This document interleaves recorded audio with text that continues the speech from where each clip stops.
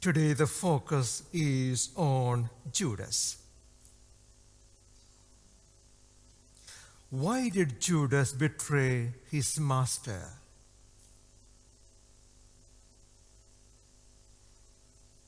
There are so many conflicting character studies on Judas based on very little evidence. Was it greed? Simply greed?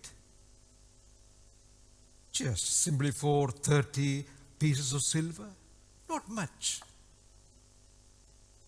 Or was greed a subsequent development? If it were only because of the greed, what he wanted, and why did he kill himself? Or was it disappointment? Jesus turned out to be a huge disappointment. Or disillusionment. Jesus wasn't aggressive enough. Judas was maybe he was a nationalist, keen on the liberation of Israel from the Romans. And here is Jesus, he does miracles, but he is not aggressive enough.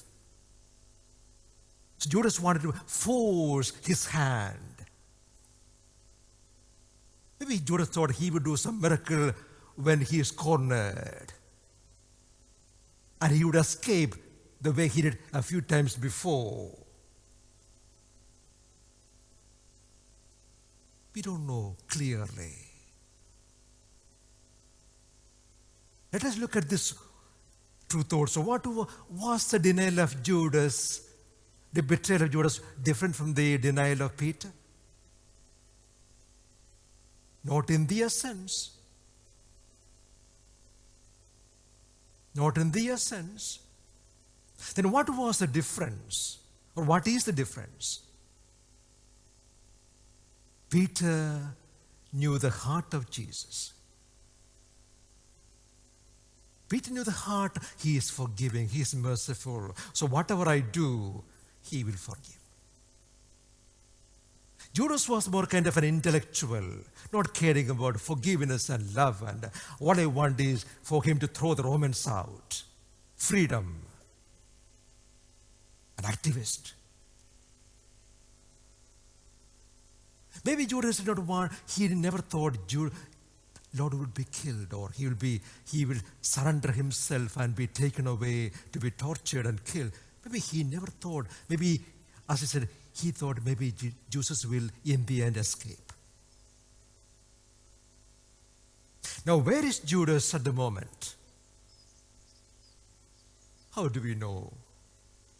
How do we know? Maybe at the last second of his life. Like Peter, he repented. No one knows. No one knows.